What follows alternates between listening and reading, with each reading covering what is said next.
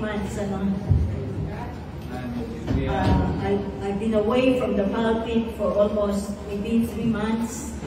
Hindi po ako umalis. Meron lamang pong ginawa ang Diyos na isang bagay sa akin. Subalit meron din po siyang ibinigay na kapahayagan. Bagamat hindi ko po ito ngayon may babahagi muna dahil meron pong ibang mensahe ang ating Panginoon na gusto niyang masigit pa na kanyang bigyang liwanag sa ating mga buhay. Kanina po habang maawit tayo, panay ang banggit o yung theme of the songs ng worship song natin ay it's about the kingdom come. Let His kingdom reign, let His kingdom rule. Alam niyo, huwag lamang po na maging lyrics ito ng awit sa atin. Magandang umawit, di ba? Magandang magpuri.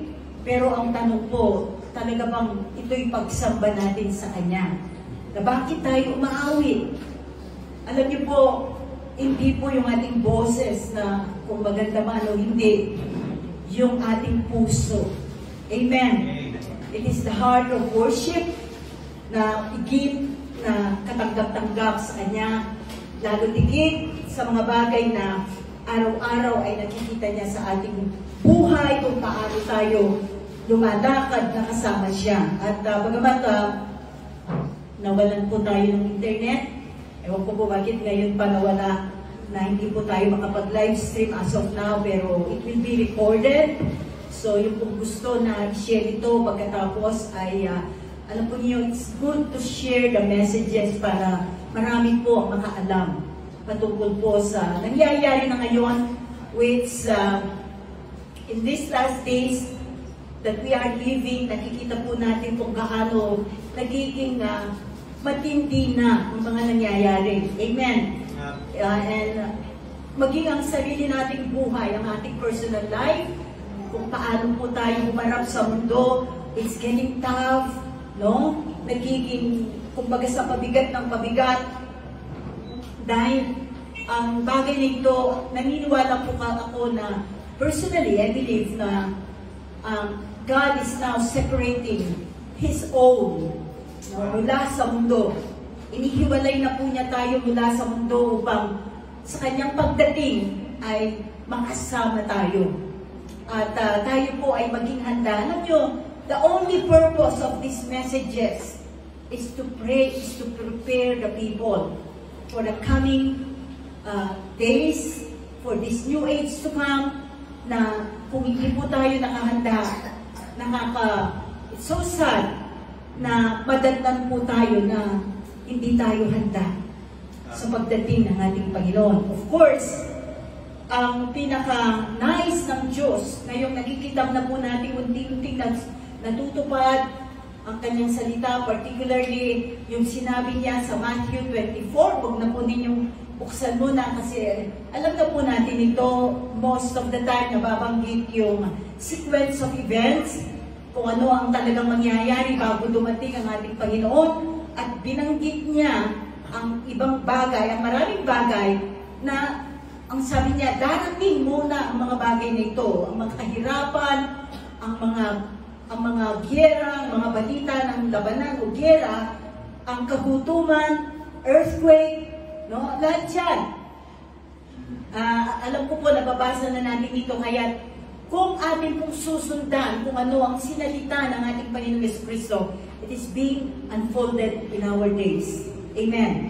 Sa panahon ito, kung kaya lalo po tayong nagiging excited. Sino po yung excited kapag nababalitaan natin yung mga, although hindi po tayo masaya sa kalamitan, sa mga earthquake na yan, sa mga sunog, sa iba't ibang lugar, hindi lamang po sa ating bansa, sa iba't ibang, sa buong bahagi ng mundo, ay sa lahat ng bahagi nangyayari. We are excited because we are drawing nearer for the coming of the day of the Lord. Amen. Kasi kailangan po ma-excite tayo na darating na ang Panginoon. But the problem is, kung hindi po tayo nakahanda, dahil sa kanya pong pagdating, magkakaroon po ng resurrection. No? Kung buhay pa po tayo, mababago yung katawan na ito. Okay? Mananatili, buhay pa rin po tayo at this time, kung darating na siya ngayon, ang mangyayari lamang po, dahil hindi na tayo mamamatay, babaguhin niya yung ating katawan. Mauuna yung mga namatay na bibigyan ng isang bagong katawan, hindi na isang earthly body, kundi isang heavenly body. Na kung tayo po ay nakasama sa mga nagtagumpay, na naging mananagumpay tayong Kristiyano, we will be given a glorious body like our Lord Jesus Christ. Kaya excited po tayo kung alam natin yun pala ang kahihinatnan at magiging ending o resulta ng lahat ng mga kahirapan ngayon sa mundong ito. Bagamat it is being given a solution yung mga parang of course hindi naman po natin pwedeng abang nangyayari, abang naghihintay tayo sa bagay nito, we must be as normal as we can. To live as normal as we can. Kung ano po yung normal life natin, kaya nakikita naman po natin pagsusumikap ng mga tao na paano ang kanilang bansa, ang bawat bansa, ang ating bansa ay mapaunlad. Pero alam niyo po, kahit na umunlad man ang mga bansa, kahit alinmang bansa sa buong mundo, mangyayari at mangyayari pa rin ang mga bagay nito. We cannot avoid it. Dahil ang sabi ni Jesus, it must come to pass. And now, it is happening in our time. Amen. Kaya mapalad po tayo. Consider yourself na mapalad. Ang tawag po sa atin, we are blessed. No, we are blessed. In such a time as this, pinahintulutan tayo ng Diyos na mabuhay, na makita natin nangyayari ang bagay na ito. Amen. Mismo sa ating harapan. And then, kapag nakita na ninyo ang sabi ng ating Panginoon, napakaganda po ng Passion Translation sa Matthew 24 verse 7. So, I suggest lahat po ng mga verses na sinasabi ko or even chapters in the Bible, take note of them. Pag uwi po natin sa bahay ay atin pong basahin at pag-aralan. Para after natin dito, maintindihan pa natin mas mabuti po natin maintindihan. Amen. Sabi niya, kapag nakita na nila na dumarating na mga bagay nito, sabi niya, this, Matthew 24 verse 7, this is how the first contractions and birth pains of the new age will begin. So yung pong mga kahirapan, tinatawag na birth pains or birth pangs. Parang ang sabi niya, tayo or ang mundo, parang babaeng manganganak na kung saan ay nakakaramdam ng sakit. Hello? So yung pong mga nanganak na dito, maybe more or less you can relate na kapag malapit ng mailabas yung baby ninyo, there is birth pains, contractions, ang sabi nga, pasumpong-sumpong. So, ganun po ang nangyayari sa mundo. Pasumpong-sumpong na mga kahirapan, na mga kalamidad, pasumpong-sumpong, mamaya matitigil. Ang pinakamatagatang na naranasan natin, yung COVID-19, di ba? Parang akala natin, ganun na, magiging mundo na wala ng katapusan. But after that, nangyari na po ang mga bagay dito. Okay, so yung pong kaya ko po in-emphasize ito, sabi niya, this is how the first contractions and birth pains of the new age will come. So, i-explain ko po yung new age na ito, kasi may footnote siya doon sa Passion Translation na Bible. Yung binabasa kong verse na ito, marami po, sabi niya, the translators, yung nag-translate ng Passion Translation, is aware of distorted use of the words New Age. Kasi kailangan po aware tayo sa salitang ginagamit na New Age. Na yung iba po, yung New Age, iba po yung ang kanilang pang-intindi. Yung New Age na dito na daw ang kingdom ng Panginoon na they have dominion. I mean yung, what's that, yung parang sasakupin natin ngayon na mundo nito. Pero it will come. Okay? I hope hindi po kayo ma-confuse. Kaya nga ang sabi niya dito, however, true believers in Christ anticipate the coming of a new day or a new age, dawning with Christ and His bride ruling the nations. So, literally po, yung ruling na ito mangyayari in the new age. Hindi po yung sinasabi ng mga tao na yung New Age, iba po. Kaya, alam niyo po, ang kaaway ay nagdi-deceive siya. No? Yung New Age, iyon na po yung panahon na kapag dumating si Jesus, we will be reigning together with Him. Amen.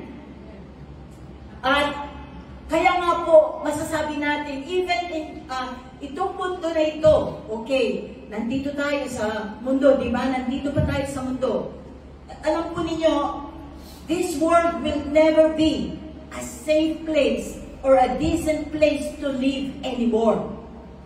Bagamat kailangan pa natin na nandito tayo. Pero kung titignan po ninyo, marami na pong mga kapahamakang nangyayari kaya hindi na po safe place. Sabi ko nga, itong mundong kasalukuyan na ito, na hindi na po ito magiging safe in which to live until, okay, kasi po kailangan para hindi po ngayon, bagamat nagpipray tayo, bagamat we live the life of Jesus, pero bakit po hanggang ngayon hindi tumitigil ang mga kapahamakan, ang mga kasamaan, ang kasalanan lalo na, no? Until maliban maging ang mundong ito, it will not be a safe place to live anymore until all the rulers now, yung mga namumuno ngayon, until all the rulers themselves will be ruled by the Lord Jesus Christ. Kaya alam po ninyo, napakahalaga ng ating panalangin na lahat ng umuupo sa gobyerno natin ay ipanalangin natin that they will be ruled by our Lord Jesus Christ. Amen. And thank God, dahil sa panalangin pa rin, naglalagay ng Diyos ng mga taong may takot sa Kanya na mamuno sa ating bansa and even in other countries. Ano pong umiiral ngayon? Sa bansang Amerika, pinapairal na binalik ng Bible. Amen. Dati inalis, ngayon ibinalik. And they are now giving preference sa mga Christians. Nawa mangyari ito sa ating bansa.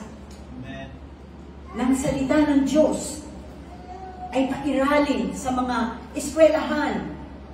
Alam po ninyo, kung hindi mangyayari ito, magiging mas magulo ang mundo kapag wala ang salita ng Diyos. Amen. So, hindi po tayo narito lamang para makinig, para to fulfill an obligation ng Sunday. Narito tayo para pagkatapos po natin makinig, maisapuso natin yan at isagawa po natin sa araw-araw. And I pray to God that He will give us the understanding of His Word. Kasi napakahalaga po ng patungkol sa Kingdom of God. Darating po yan. Bagamat nasa atin na, nasa puso na natin ang pag-ahari ng Diyos. Pero the kingdom will come. He will reign with us. We will reign with Him. And it has no end anymore. Amen. Sa ngayon, tatapusin pa rin ng Diyos ang mga pag-aharing ito. Kaya pansinin po ninyo, nagkakaroon ng change of rulership. Sa atin po, every 6 months, every 6 years, masyadong napabilis, every 6 years, nagpapalit.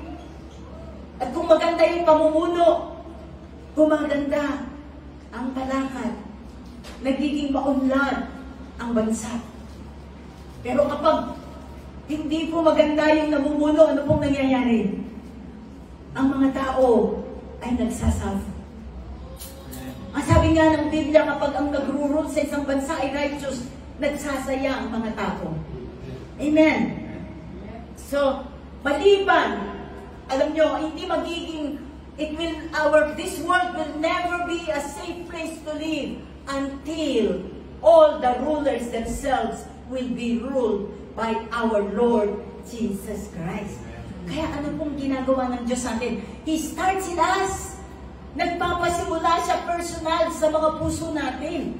Hindi lamang, bagamat hindi man tayo uupo sa gobyerno na magkaroon ng posisyon sa gobyerno, mataas na posisyon. Pero ang pinapaupo natin ngayon sa puso natin ay ang ating Panginoong Yesu Cristo.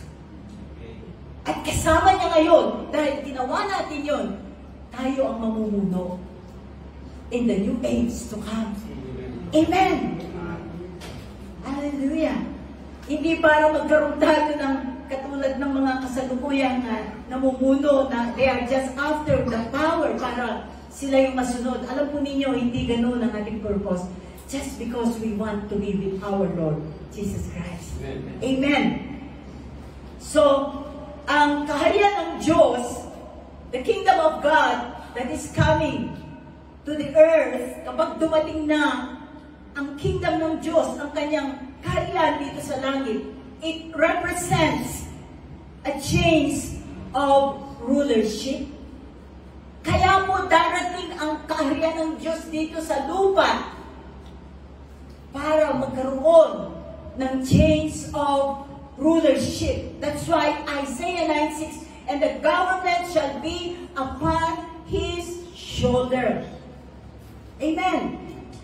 Nasa kanyang balikat, ang gobyerno ay malilipat na. There is a change of rulership when the kingdom of God will come to the earth. Amen. Amen. Alam nyo, yung mga, ano po yung, banggitin na lang natin yung mga nangyayari ngayon, na sunod-sunod, hindi po minsan lang, di ba? Dati, kailan po nagkaroon ng first time na maranasan ko po dito sa Baguio City yung lindol noong 1990. After that, wala na. Diba? Mga, ano lang, aftershock lang, pero hindi ganun. And then, after sa Philippines, sa ibang bansa, hindi lang earthquake. Lahat ng kalamidad na. Sunod-sunod. Tuloy-tuloy. Sa ating kapanahunan, kaya nga po, nakikita natin, magpapatuloy ito. Wars will continue. Epidemics or pandemics, calamities will continue. Famine will continue. Graft, mga katiwalian, graft will continue. Rape will continue. Abortion will continue. Lying, stealing, cheating will continue. Kita po natin yan. Di po ba? Even, kahit sabihin na natin, minsan sa sarili nating buhay, nandyan pa rin yung mga bagay na yan. Homosexual behavior will continue. Every kind of gross sin, gross perversion, and corruption of nature will continue. Marami na pong mga nakikita nating mga perversion, matinding kabuktutan. No? Corruption of nature, kahit po yung nature nasisira na. It will continue. Doon dati yung ozone layer lang ang nasisira. Pero ngayon, lahat. Kaya nagkakaroon ng flood. Kakaroon ng sunog. It will continue. Innocent people will be murdered. Animals will be used for sport, for slaughter, for sport. Di po ba, ginagawang ini-slaughter nila yung animal for sport? Para lang matuwa, for entertainment. But then, eto po, sabi ko nga, this will continue until the kingdoms of this world will become the kingdom of our Lord Jesus Christ. Hanggat hindi darating ang ating Panginoon, ang mga ito ay hindi po matitigil. It will continue. All this grossness, all this evil, all this perversion will continue until the kingdom of this world will become the kingdom of our Lord Jesus Christ. Ano po sabi niya dito sa Revelation 11:15? Ito po yung mga mangyayari. Ang sabi niya, then the seventh angel sounded And there were loud voices in heaven saying, so imagine mo, no? Loud voices in heaven saying, eto na, yung sinasabi ko na darating ang karya ng Diyos at mapapalitan ang lahat ng kaharian. Okay, kingdoms of this world. Marami pong kingdoms. Ipapaliwanag ko na lang po. Sabi niya, loud voices, there were loud voices in heaven saying, the kingdom of the world has become the kingdom of our Lord and of His Christ, and He will reign forever and ever. So yung darating na kaharian, walang katapusan. It has no end. There's no boundary. Pero ito pong kaharian dito, the kingdoms, small k with S, the kingdoms of this world. What are the kingdoms of this world? Finance, the kingdom of finance, culture, and government, both secular and spiritual. So yung mismong literal na gobyerno ngayon, na kung ano man po ang pamamahala ng mga leaders, darating ang panahon, it will be change. There will be a change of rulership. Kaya nangyayari ang mga kahirapan ngayon sa mundo, ang mga bagay na nakikita natin hindi maganda, pawang kumisan, puro kasamaan ang nakikita natin, nababalitaan natin. It's because there will be a change of rulership. Kailangan ma-expose ang mga bagay na ito para pagdating ng araw, ang lahat ng ito ay mawala. Even in churches, sa totoo lang po, kahit mga churches ngayon, in-expose ng Diyos. Hindi lamang po sa gobyerno ang exposure ng kasalanan. Even in the churches, kapag hindi po tama ang motibo ng mga tumatayo sa pulpito, they are just after power and money. Ibabagsak ng Diyos ang mga bagay na yan. At nawa, hindi makita ng Diyos sa atin ang ganong bagay. We are not here for money. We are not here for anything from people. We are here to prepare you for this coming new age.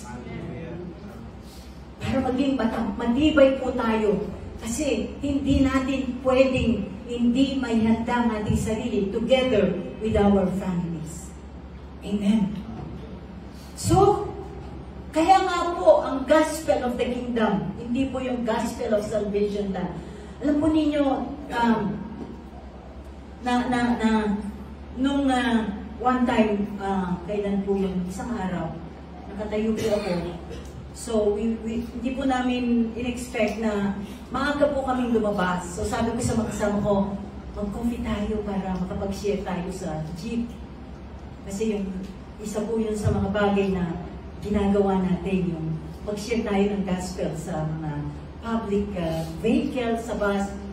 Not knowing, sobrang haba ng pila. Naisip ko na po ito ng Friday sa mga kasama natin. Sobra po, nung dumating po kami, ando pa lang yung pila, dyan dito sa dulo na yan. So, pinakadulo. Sabi ko sa mga kasama ko, ang nag-usap kami, sige, try natin ano kaya, kung mag-taxi na lang tayo. Pero sige, pumunta kayo doon, sabi ko, ako dito.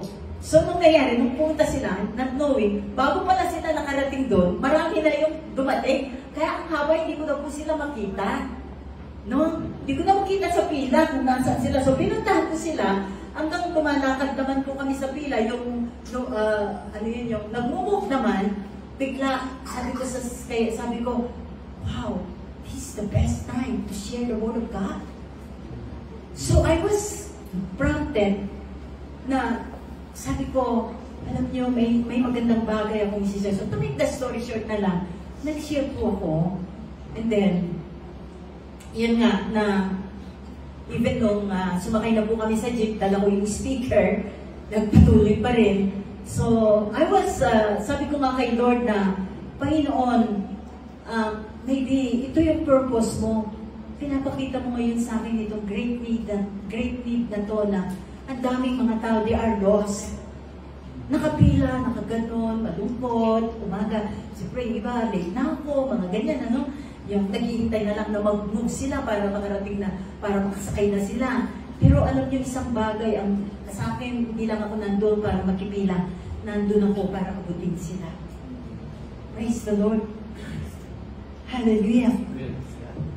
So, yun po, ang sabi ko nga, na kailangan na maipaalam natin sa mga tao, what is the gospel of the kingdom? Hindi lamang po gospel of salvation. Yung pong patanggapin ko sila na si Jesus namatay pa. Yes, totoo yan, namatay si Jesus. Pero hindi po lang natin sila sabihan na para makarating sila ng langit. Hindi rin po ang langit. Dahil dito po tayo bababa. Kahit kukunin tayo ng Diyos, we will meet Him in the air. But then we will return, we will descend on the earth together with the Lord to rule with Him on the new earth. There will be a new heaven and earth wherein righteousness dwells. Amen. So,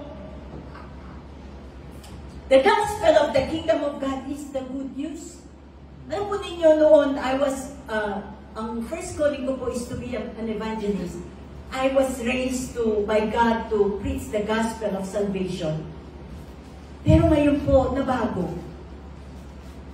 Na ang good news is that just you are saved through the blood of Jesus. Hindi lang po yun. But it is the gospel, the good news is the gospel of the kingdom. At bakit ito good news? Why is it? Why it is good news? No? Why it is? Hindi ito good news na tanggapin mo si Kristo para mapunta ka ng langit. Of course, that is a good news.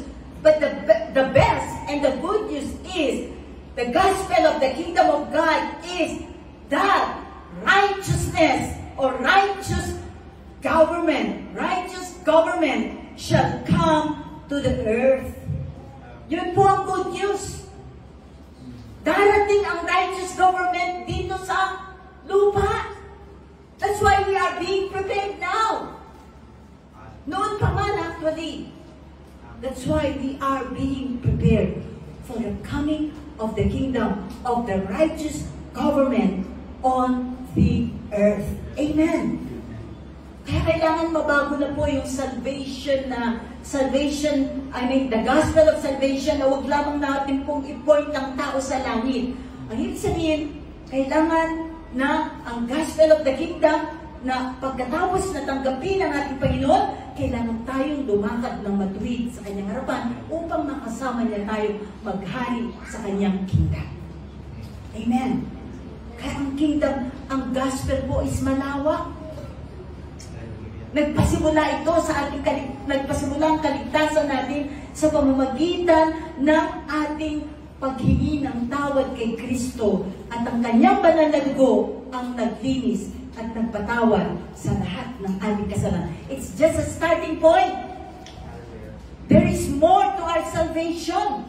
This is the starting point at kailangan makarating ka sa pinaka-ending ng iyong kaligtasan. Completeness of our salvation. Ano po yung pagiging complete? That we will have the fullness of Christ in us. Amen. That we will be in the very image of our Lord Jesus Christ. Amen. Praise the Lord. Alam nyo, kung yun nga po, this is very practical, ano?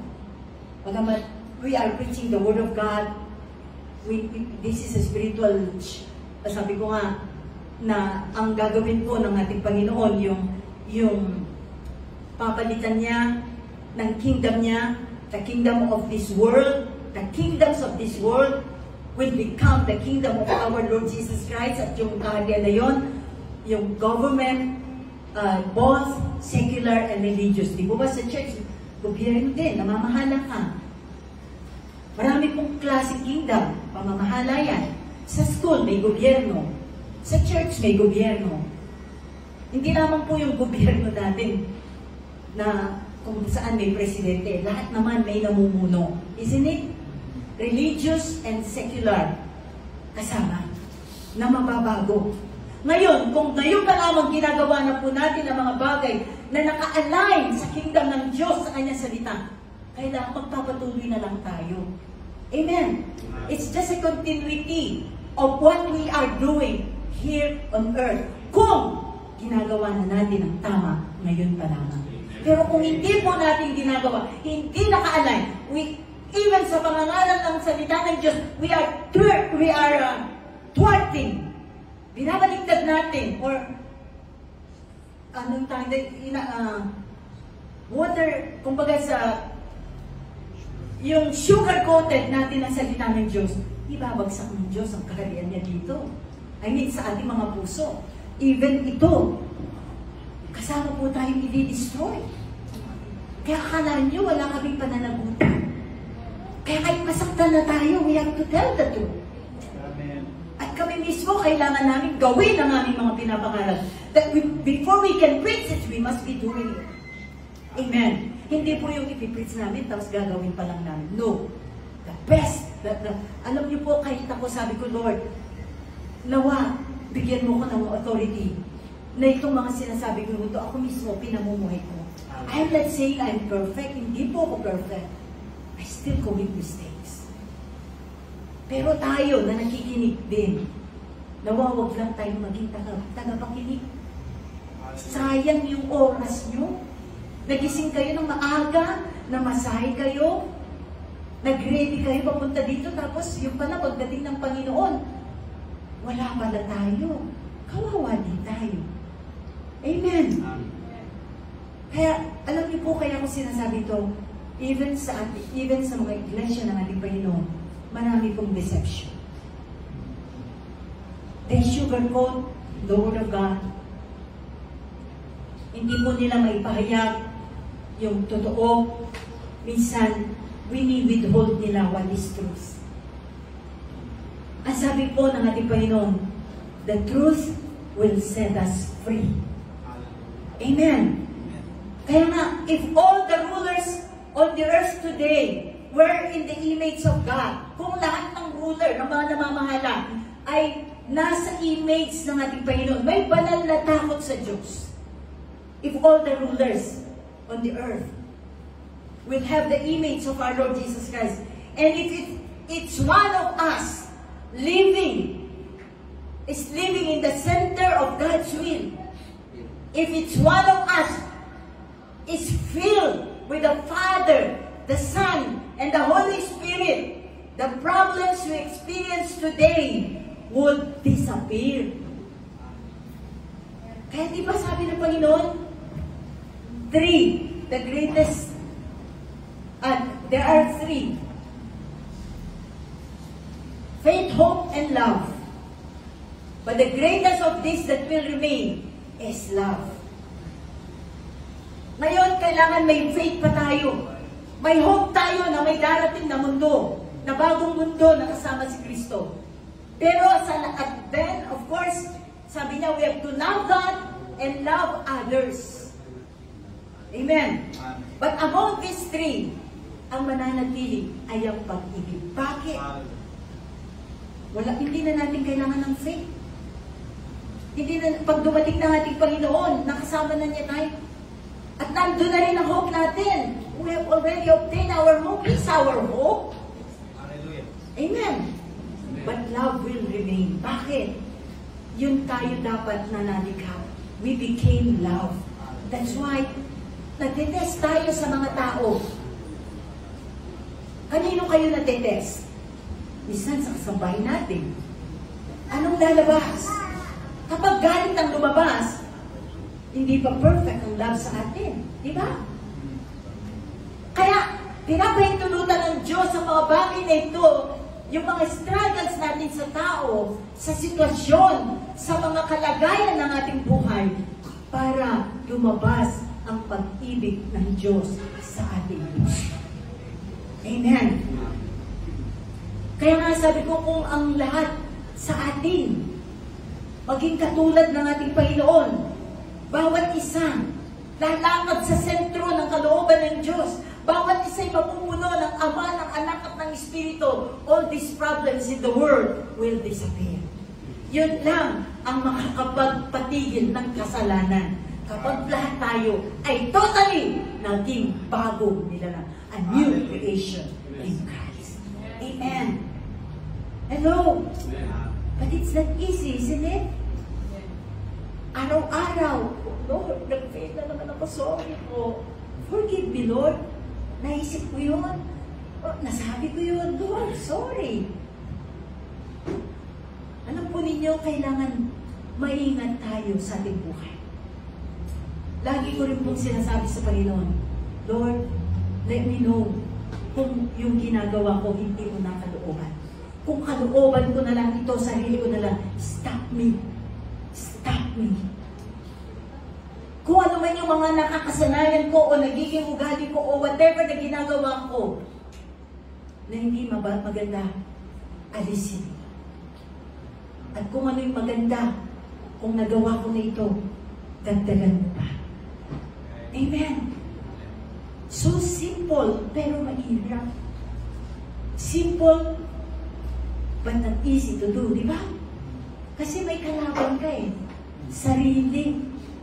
Hindi po ang kaaway, hindi po ang diablo ang kaaway natin na pinakamatinding kaaway. Ourselves.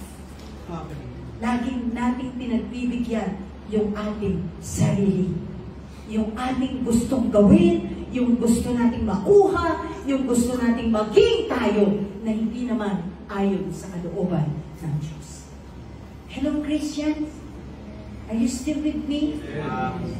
Sorry po, medyo matagal akong nawala sa Bible. Sabi ko, Lord, dami kong gustong i-share, pero I just want you to know about the kingdom of God. Kapag alam po natin yan, the kingdom of God is the rule of God. Is the rule of God in Christ in us. Ang Ama na kay Kristo namumuno, si Kristo nakapasakop sa Ama at tayo na kay Kristo nakapasakop tayo sa Kanya. That is the kingdom of God. Doing the will of God on earth. Kahit nandito pa tayo, ginagawa na natin ang kalooban ng Diyos. Kaya nga sabi ko, kung ang bawat tao ay nagagawa natin ito, there will be no problem. There will be, matitigil na, there will be no famine, no wars, no rape, no abortion, lahat ng binanggit ko kanina, no stealing, no cheating, no lying, no perversion sa homosexual behavior. No? Alam po ninyo ngayon, ang mundo, yung mali, ginagawang tama. Yung tama, ginagawang mali. Tumadami ang kasalanan. Pero kung patuloy din tayo na nakakaalam ngayon, tayo na nakakarinig nito, kung bawat isa lang sa atin, kahit ilan lang tayo, na magpapasimula nito, kung hindi man lahat, sa isang bahay, kung tatayo tayo, dala mo ang buhay ni Kristo. You are filled with the Father, the Son, and the Holy Spirit. Eventually, yung mga kasama mo, maaakay sila sa buhay na yun. Amen. Kailangan, they must see patience in you.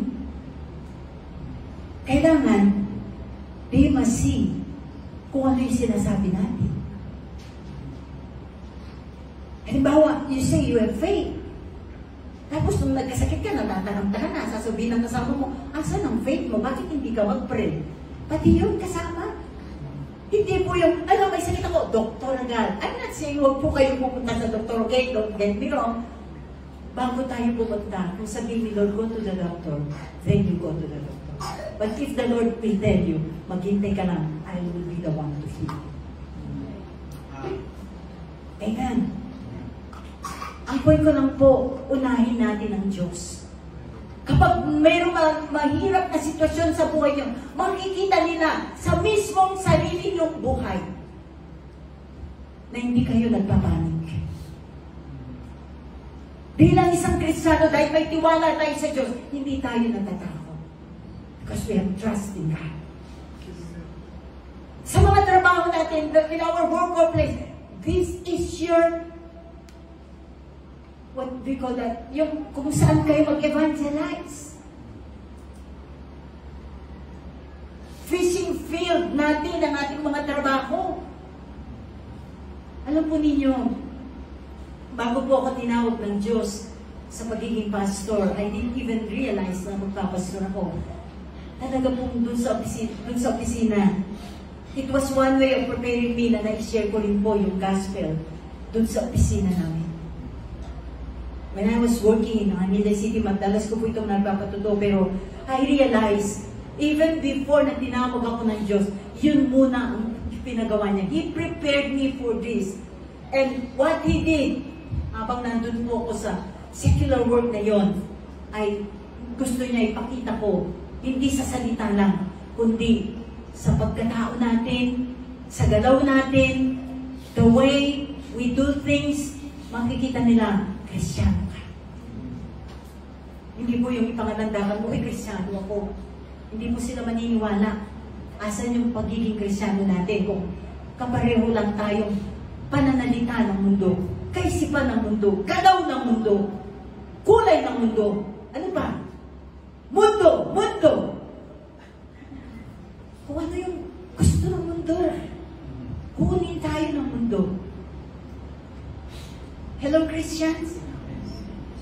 Tayo ang magiging katulong ng Diyos para maipanaganap kung ano ang kanyang kaharian dito sa lupa. The kingdom of God is God in Jesus in us. Doing the will of God. Amen.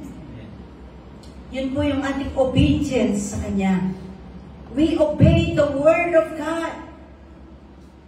Bakit po titigil? Kasi kapag pag nangyari na po yung bagay na yun, na bago tayo, it will be, ang magiging, ang mundo po, it will be a righteous world. Amen. And I believe, even yung mga namumuno sa bansa, sa mga bansa, I'm not just particular about our country, although may mga, and thank God, meron tayong nakikita ng mga political leaders ngayon na talagang hindi corrupt. Hello? Hindi corrupt. And I believe, kapag ganito po yung gobyerno, if the government is righteous, there is righteous judgment, ano pong gagawin ng Diyos? It will be supported by the power of the Almighty God. Kaya tingnan po ninyo yung mga righteous rulers ng ating bansa. They are being supported by the powers of the Almighty God. Para magawa nila kung ano yung magandang bagay na kailangan nilang gawin. The more na tinatayuan nila ito, the more they will be supported by the power of the Almighty God. Ganun din po tayo sa ating buhay. Huwag tayong matakot na tanggihan ang kasalanan. Huwag tayong matakot na sa tingin nila, puro tayo negative. Puro tayo, sabi nila, killjoy. Hello? Yayayain ka, ay sorry.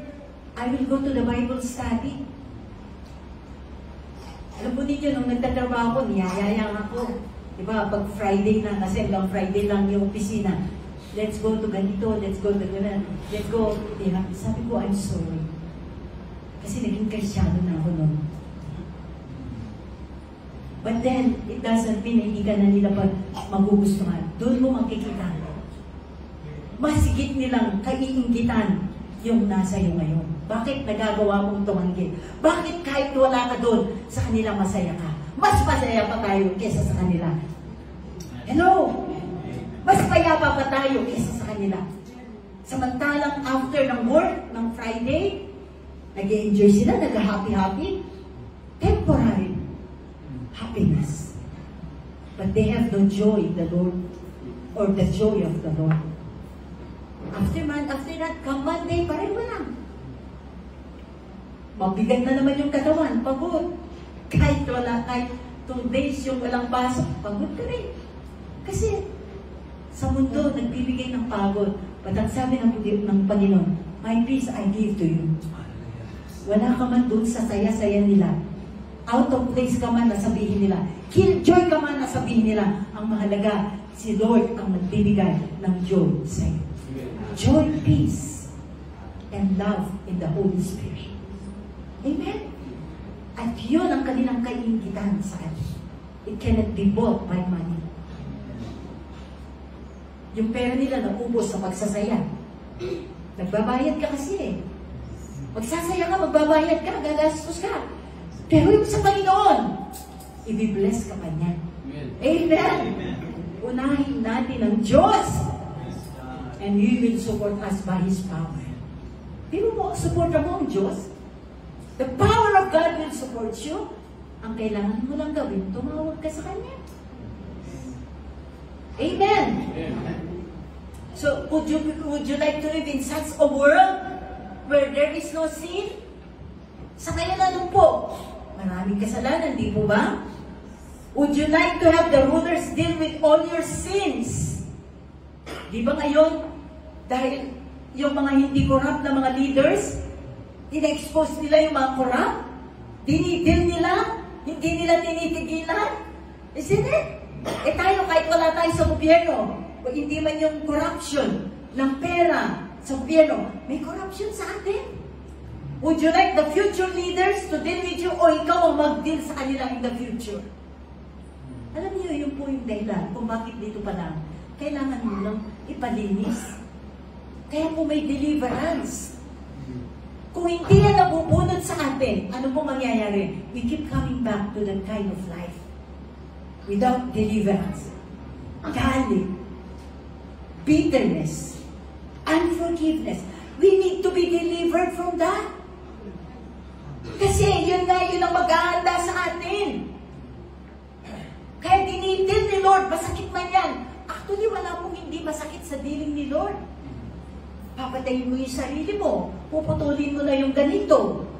Masakit. We are being dealt with this. But mas gugustuhin natin na dito madil kaysa doon. Lugi na tayo. Hanggat hindi tayo nababago, hindi tayo pipigilan ng Diyos. Amen. Kaya ako po hanggang ngayon, di ba ako, puro mga struggle, puro mga dealings pa ni Lord. Kasi sabi ko, totally. Kasi po ang pagbabago, hindi yan yung instant perfect ka. Even yung isip mo, kahit isip lang yan. Kailangan ma-renew yung ating mind. Huwag po natin sabihin, one time, sabi ng isang tao sa akin, buti ka ba, pastora? Hindi ka na nagkakasama ka ba? Oh, yes! Sabi ko pa sa akin.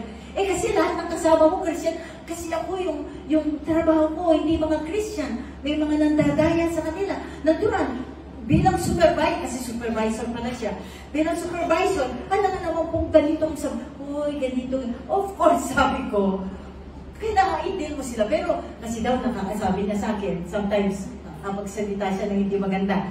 Well, of course, doon ka nga matites. Pwede mo namang magawa, kausapin, without yung salita natin na hindi maganda, sabi ko. Akala niya daw, perfect na ako. No, sabi ko, nakakahiya naman. Sabi ko, no, sabi ko, even to the smallest things, ibibili ka ng Diyos. Kasi iba, dahil na, contrast yung pagkatao ni Kristo sa pagkatao natin. Kasi mag-asawa na lang. Have you seen two people, husband and wife? Dahil nagmamahalan sila, akala nila di ba yung pagmamahal yung magiging paraan para hindi sila nagkakaroon ng mga, anong tawag nyo?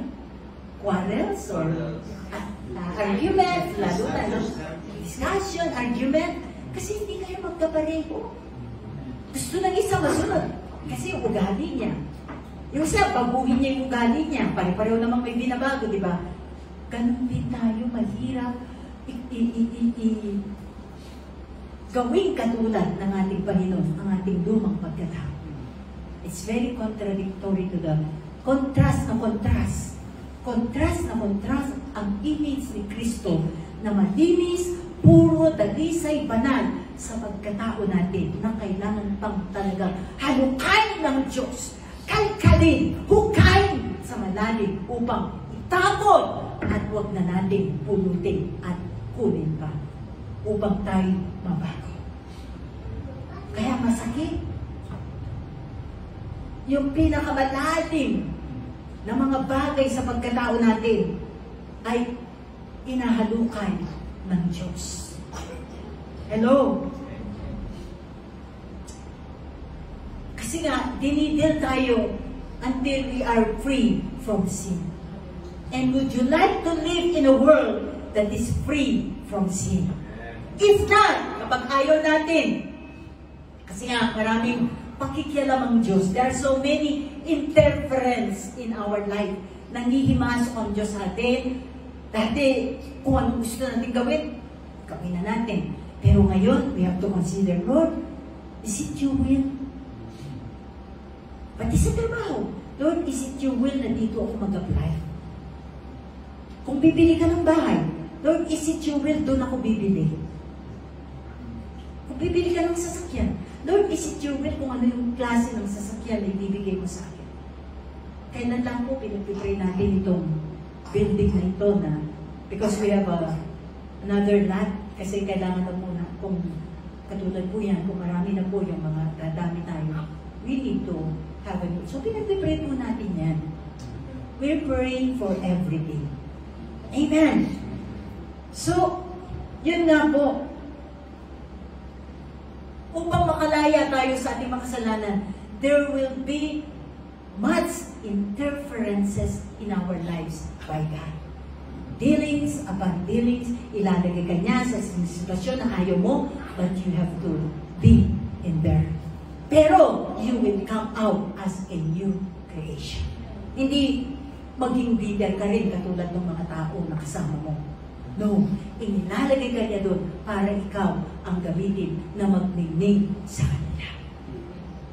Because we are the light of the world. Amen.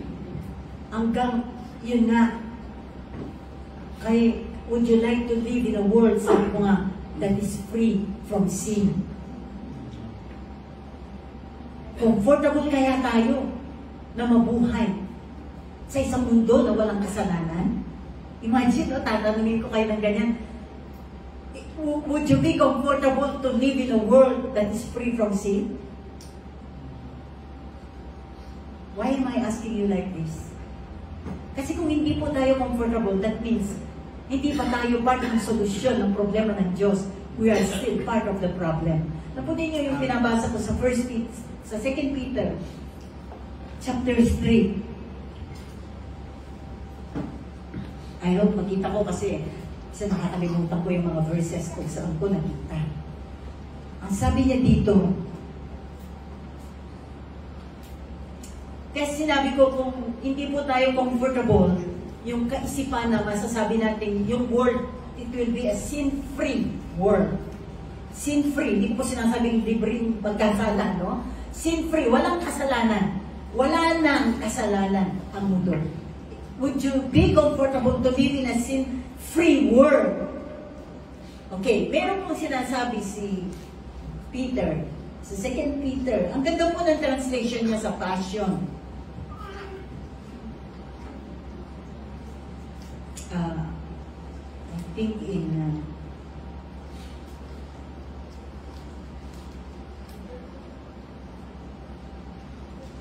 okay, verse 13.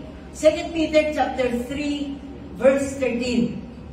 But as we wait, we trust in God's royal proclamation to be fulfilled. There are coming heavens new in quality and an earth new in quality. So sabi niya, mayroong, kasi nga itong mundo po ngayon ay lumang mundo. Lumang langit at mundo. At ang sabi ni Peter, nakita niya ito, sabi niya, there will be a coming new heaven and earth wherein dwells righteousness. Yung bagong mundo na darating ay pananahanan ng katuwiran. So, Kaya hindi po ito magiging permanent na mundo natin.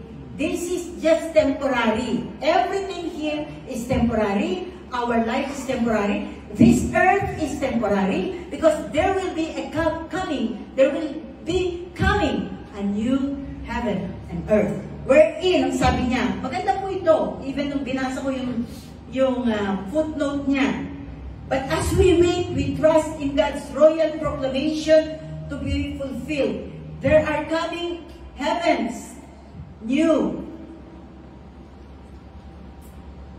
in quality, and an earth, new in quality, where righteousness, listen to this, where righteousness will be fully at home.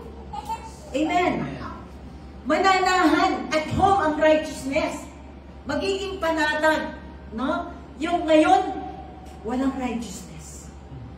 Righteousness is not at home. So yung footnotes po niya dito, sabi niya, there is coming a day when all will live according to God's perfect will for their lives, and righteousness will be at home on earth and in every heart. This will be the day when justice reigns on earth. Sa ngayon, may justice ba? Wala.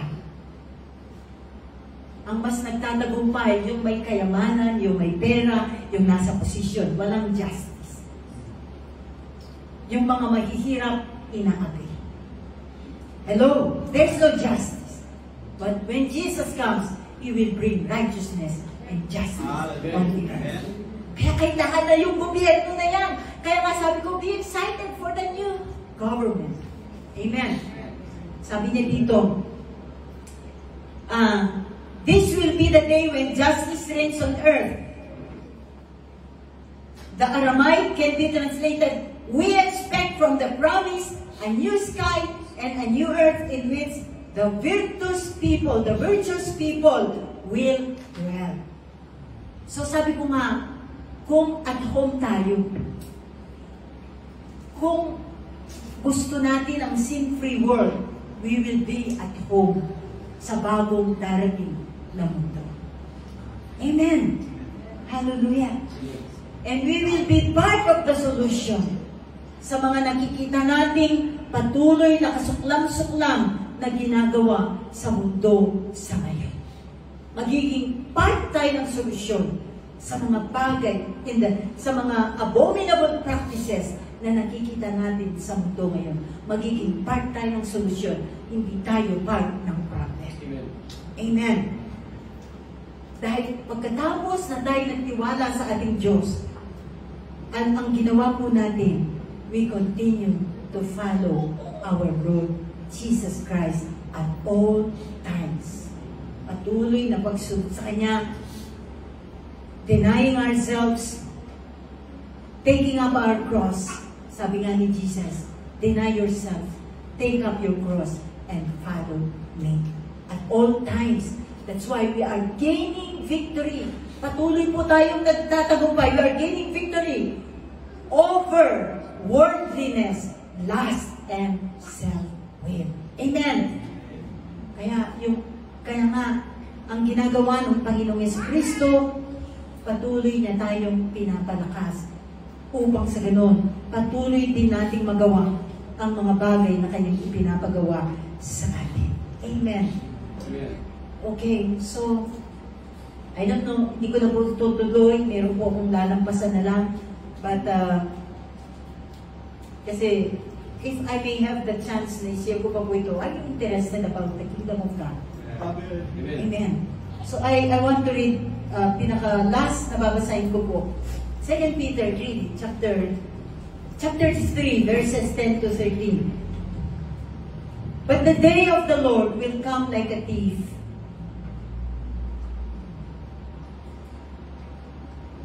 The heavens will disappear with a roar. The elements will be destroyed by fire.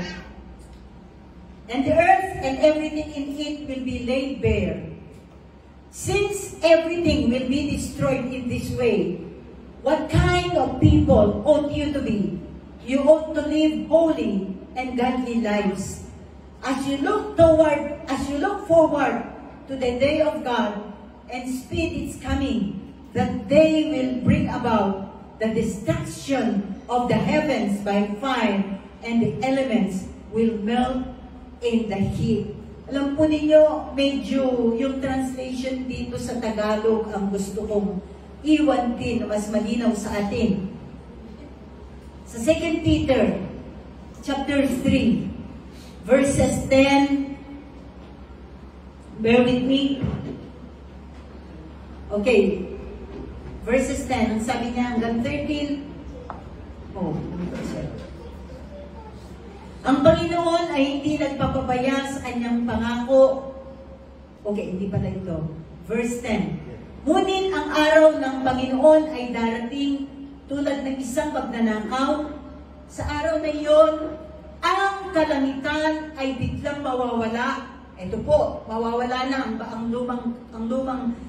langit. Ang kalangitan ay biglang mawawala. Kasabay ng isang malakas na ugong. Matutupok ang araw, buwan at mga bituin. Ang mundo, kasabay din ito, bukod sa kalangitan, ang mundo at ang lahat ng mga bagay na naririto ay mawawala. Imagine, how would you think about it? Nandito ka sa mundo, mawawala ang mundo. Pero bago mangyari yun, nasa Panginoon na tayo. Amen. Sabi niya, mawawala ang mundo ng lahat ng mga naririto. Sa ibang manuscript, ang sabi niya, matutupok ang mundo. Kaya siya mawawala. Kaya siya mawawala ang mundo, masusunog. Okay, matutupok. At dahil ganito ang magiging wakas ng lahat ng bagay, mamuhay kayo ng may kabananan at sikapin ninyong maging mga Diyos. Amen.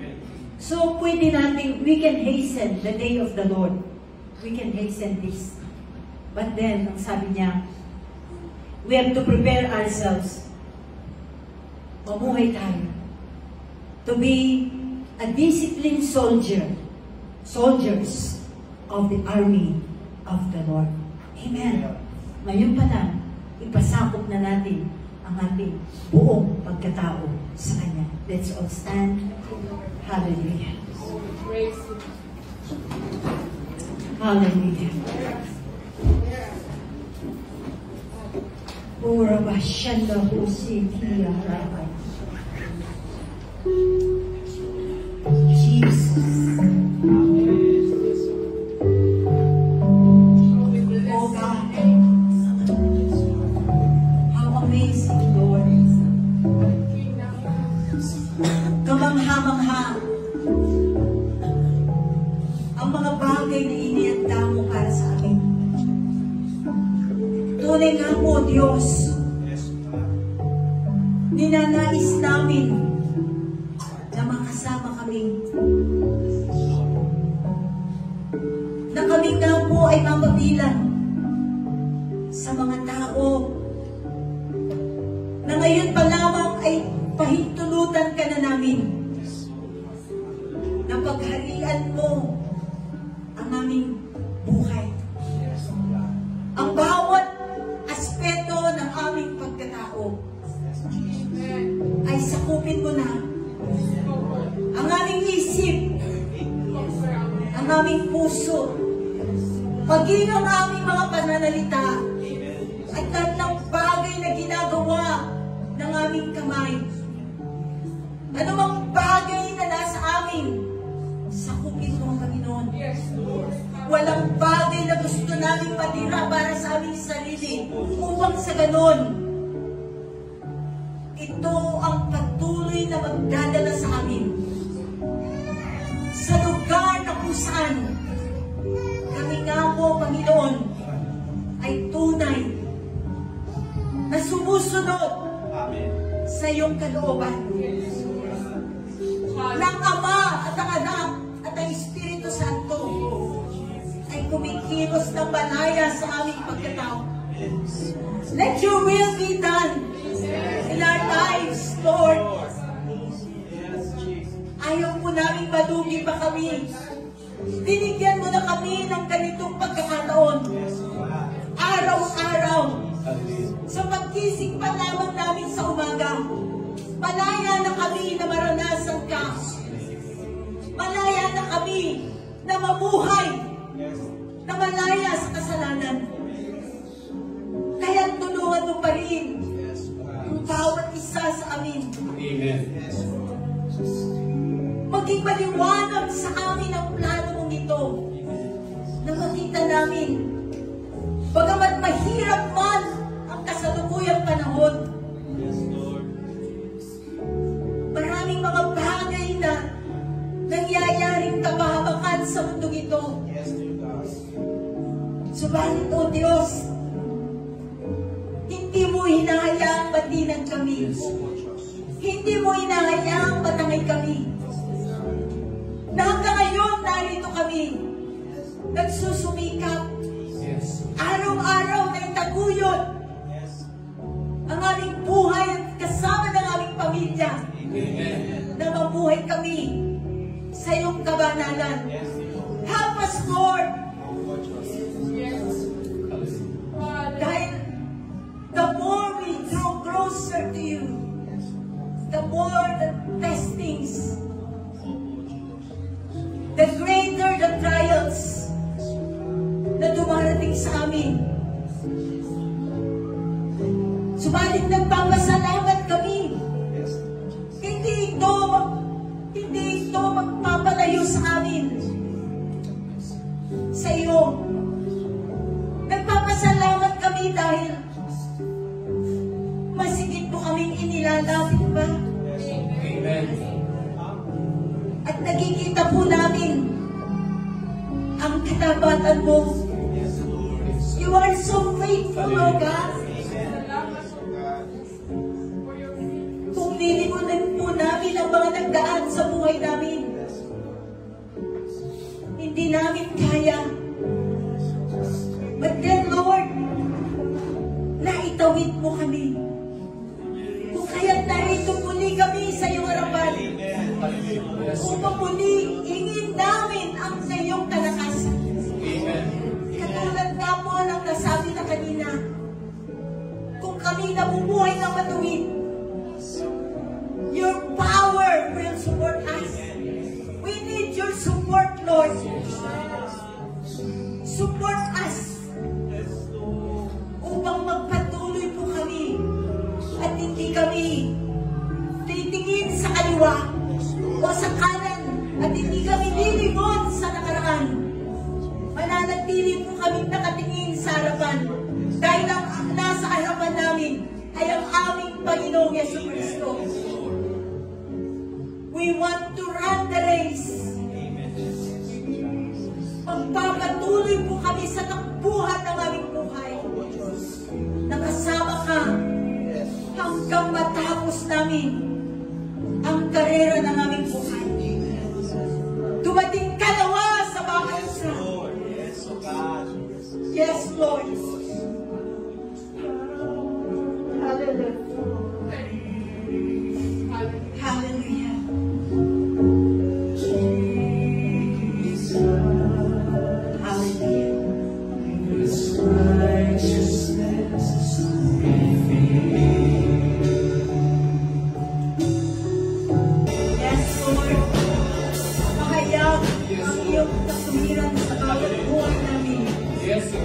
Tuloy na dumating ito iyong kaharian sa amin. Katwiran, kabanalan, ang katarungan na ipabuhay namin. Dahil ito ang iyong kaharian. Maraming salamat po, Diyos, sa iyong lahat ng pagpapalin. Salamat sa pangalan ni Jesus. Amen.